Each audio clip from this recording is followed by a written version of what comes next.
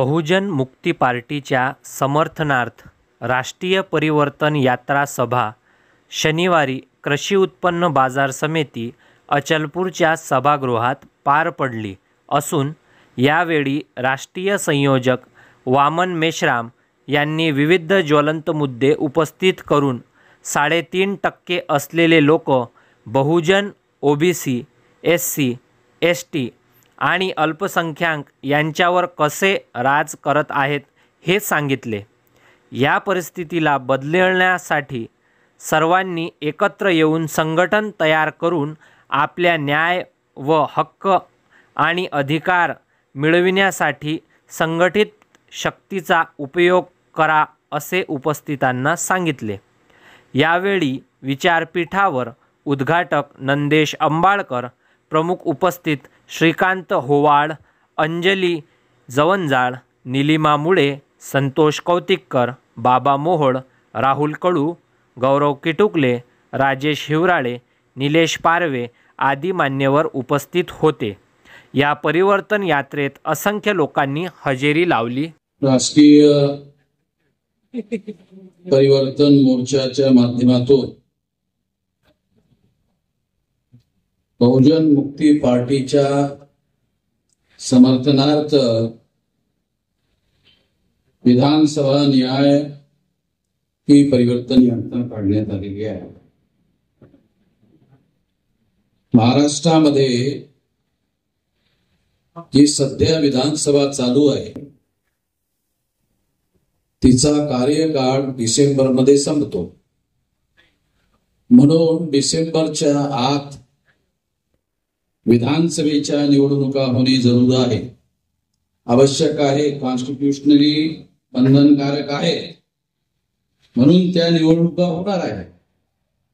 आणि त्या निवडणुका होणार असल्यामुळे आपल्या महाराष्ट्रातील बहुजन समाजाच्या लोकांना या निवडणुकीमध्ये तयार करण्यासाठी, त्यांचं जनमत तयार करण्यासाठी, त्यांचं ओपिनियन बनवण्यासाठी ही परिवर्तन यात्रा काढण्यात आलेली आहे।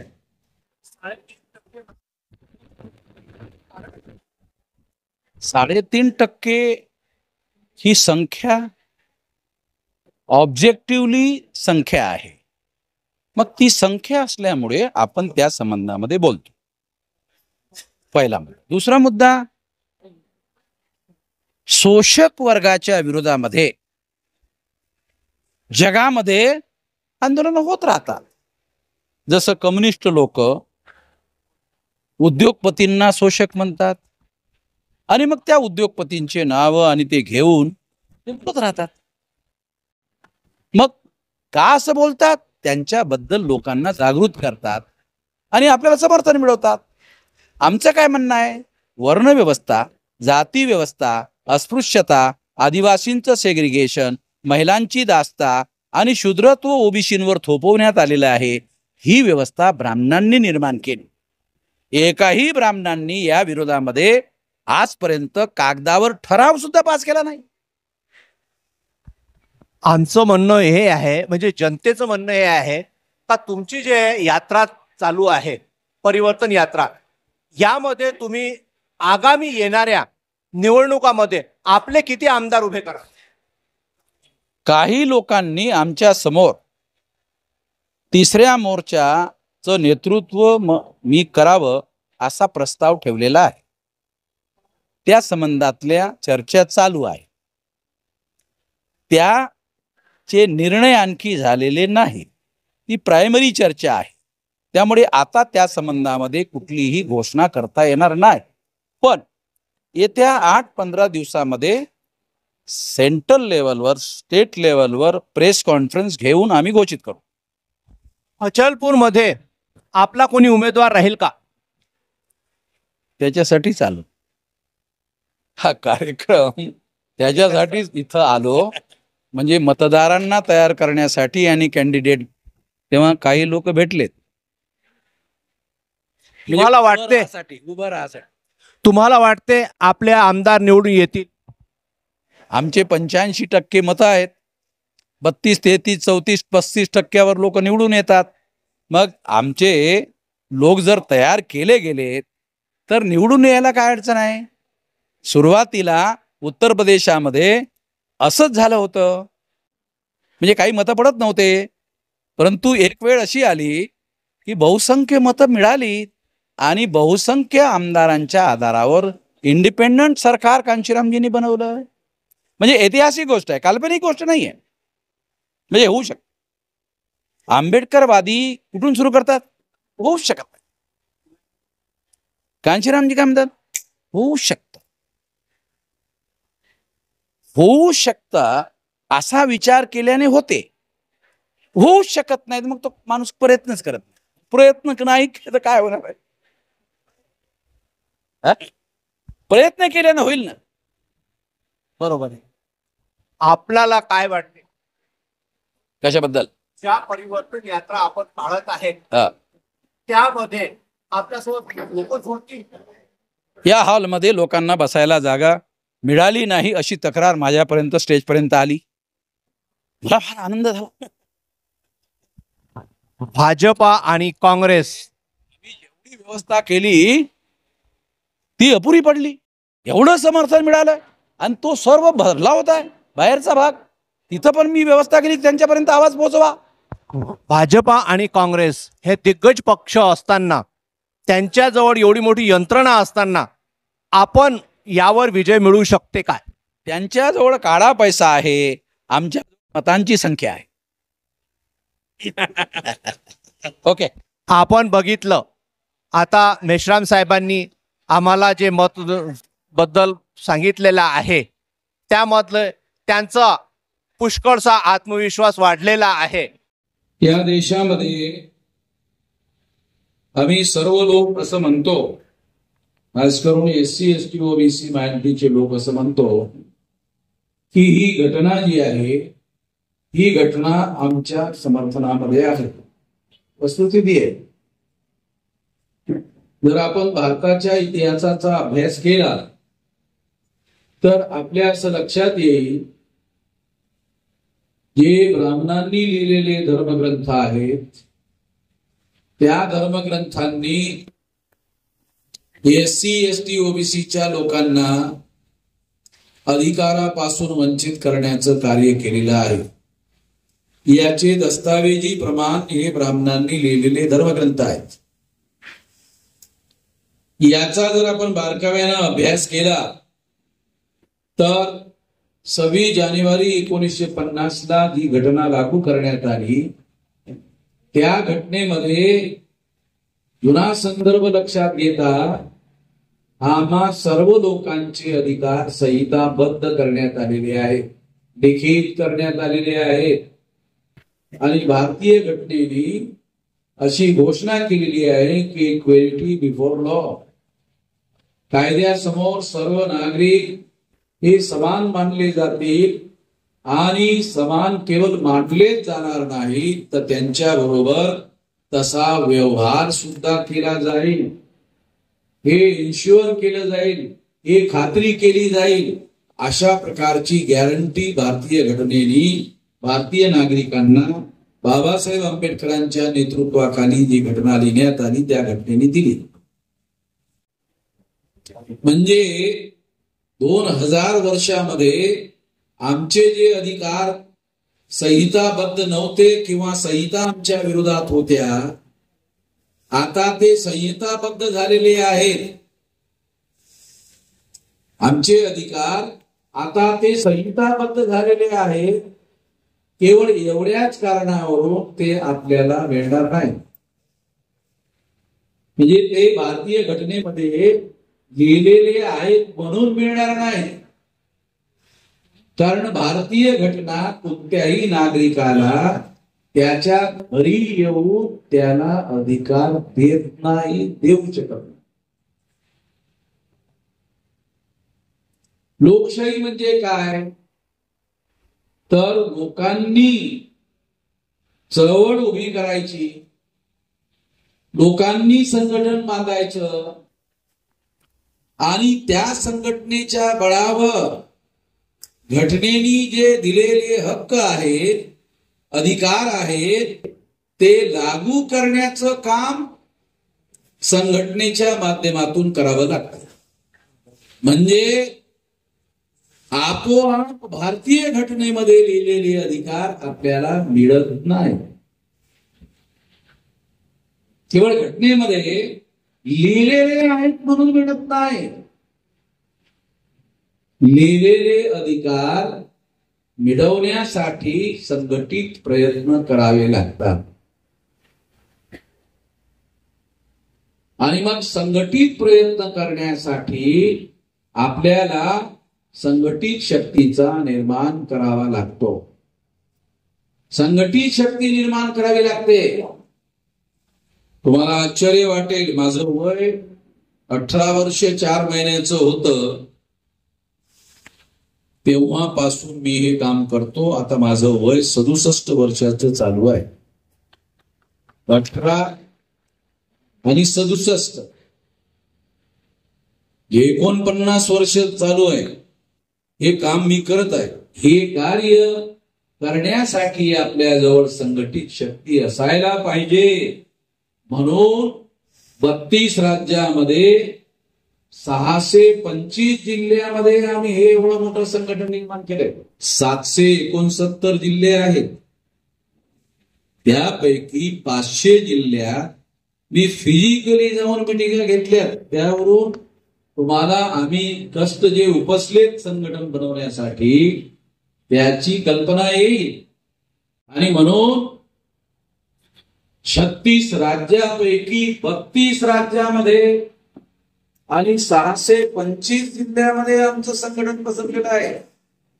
लोक आमच्या समाजाचे सल्ला देतात की आपण असं करायला हवं, तसं करायला हवं, हे करायला हवं, ते करायला हवं. त्याला माहीतच नसते. रे करून शिकलो, त्याला माहीतच नाही.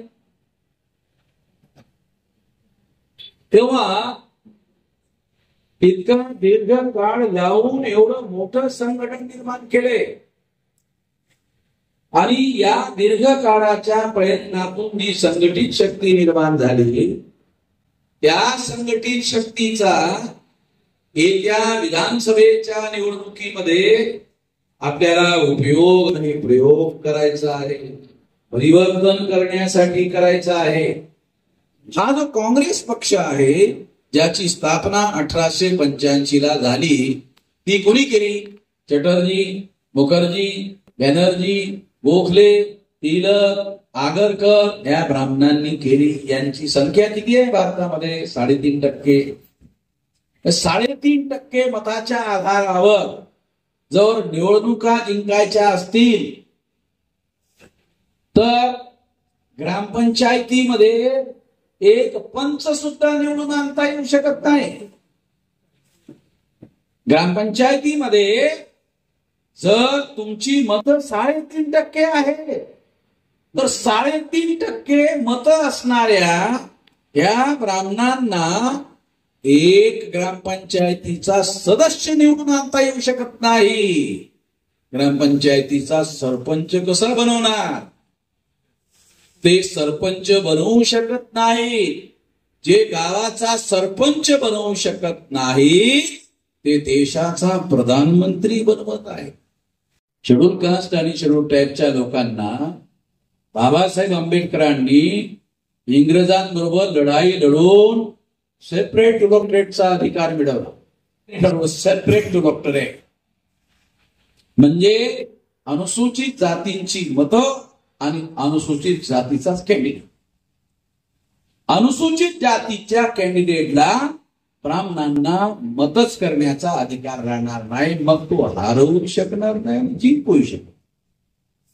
अशी व्यवस्था, जबरदस्त व्यवस्था बाबासाहेब आंबेडकरांनी जेव्हा केली, जेव्हा गांधींच्या असं लक्षात आले, बापरे, याच्यामुळे स्वातंत्र्य मिळेल पण आमचा ब्राह्मण बनियाचं सरकार घेणार नाही. आलं तर हे लोक संसदेमध्ये काम करू देणार. म्हणून गांधीजींनी याच्या विरोधामध्ये आमरण उपवास केला. आमच्या लोकांना माहितीच नाही आमचे अधिकार नष्ट करण्यासाठी मिळवलेले अधिकार इंग्रजांनी परत घ्यावे यासाठी गांधीजी इंग्लंडला गेले. इंग्रजांवर त्यांनी मोठा दबाव टाकला. इंग्रजांनी गांधीजींना सांगितलं, गांधीजी आम्ही हे अधिकार आंबेडकरांना देऊन टाकलेले आहेत, आता आमच्याकडे नाहीतच आहे तर वापस कसे घ्यायचे? आमच्याकडे नाही तर आंबेडकरांकडे आहे. मग तुम्हाला ते आंबेडकरांकडून वापस घ्यावे लागतील. तेव्हा त्यांच्या लक्षात आलं की इंग्रज तरी 4 गोष्टी माझ्या ऐकतील, आंबेडकर माझे काय ऐकत ना. म्हणून मग गांधीजींनी बाबासाहेब आंबेडकरांच्या विरोधामध्ये आमरण अनशन करण्याचा निर्णय घेतला आणि मग त्या आमरण अनशन मध्ये बाबासाहेब आंबेडकरांना धमकी दिली, तर तुम्ही हे अधिकार वापस घेतले नाही तर मी मेल्याशिवाय राहणार आणि मेल्यानंतर तुम्ही जबाबदार राहणार, माझ्या मरणाला तुम्ही जबाबदार राहणार आणि मग देशातील लोक तुमचं काय करतील ते मी आता सांगू शकत नाही. अशा प्रकारचा दबाव गांधीजींनी उपवास करून बाबासाहेब आंबेडकरांवर टाकला. बाबासाहेब आंबेडकरांचं स्टेटमेंट अवेलेबल आहे. माझी हत्या जरी झाली असती तरी मी हे अधिकार वापस घेतले नसते, पण मला भीती आहे गावागावामध्ये माझे लोक अल्पसंख्याक आहेत, त्यांच्यावर काँग्रेसचे लोक अत्याचार करतील, त्यांच्या हत्या करतील, मग त्या लोकांचं जीवित धोक्यात येईल. म्हणून मग मला लोकांचं जीवित धोक्यात आणून हे अधिकार मिळवले तर मग कुणासाठी मिळवायचे? म्हणून बाबासाहेब आंबेडकरांनी ते अधिकार पुन्हा पॅक्ट मध्ये गांधीजींना वापस दिले. सेपरेट इलेक्टोरेटच्या ऐवजी जॉईंट इलेक्टोरेट. आता जॉईंट इलेक्टोरेट म्हणजे काय? अनुसूचित जातीचे जनजातीचे लोक निवडणुकीला उभं राहू शकतात, पण मतदानाचा अधिकार त्या क्षेत्रामध्ये ब्राह्मणांना राहील. म्हणजे काँग्रेस जो ब्राह्मणाचा पक्ष आहे तो पक्ष सुद्धा अनुसूचित जातीचा कॅन्डिडेट उभा करू शकेल. बीजेपी जो पक्ष आहे तो सुद्धा आदिवासीचा अनुसूचित जातीचा कॅन्डिडेट उभा करू शकेल. अशा प्रकारचा बदल कायद्यामध्ये गांधीच्या उपवासामुळे झाल्यामुळे आजच्या तारखेला 303 खासदार बीजेपीचे आहेत दिल्लीमध्ये, त्याच्यात 76 खासदार SC STचे आहेत. जे 303 आहे त्यामधून 76 जर मायनस केले तर हे सरकार धडामनं पडते, परंतु ते सर्व नॉमिनेटेड मेंबर आहे. बाबासाहेब आंबेडकरांनी त्यांच्यासाठी इंग्रजीमध्ये शब्द वापरला, ते सर्व नॉमिनेटेड आहे. नॉमिनेटेड म्हणजे नामधारी. नामधारी म्हणजे फक्त नाम के वास्ते, काम के वास्ते नाही. अशा प्रकारची ती माणसं असल्यामुळे त्या लोकांच्या माध्यमातून आपले प्रश्न स्वतंत्र भारतामध्ये अजूनही सुटलेले नाही. कारण त्यांचे अधिकार हे तर मिळवतातच मिळवतात, पण आमचे आमदार खासदार सुद्धा त्यांच्याच पक्षाचे असतात आणि ते काँग्रेसच्या विरोधात जाऊन बीजेपीच्या विरोधामध्ये जाऊन एक शब्द सुद्धा बोलू शकत नाही. म्हणजे हे सर्व आमदार आणि खासदार जे SC STचे आमदार आणि खासदार असतात, 131 असतात, ते सर्व बीजेपी आणि काँग्रेसनी खसी केलेले लोक.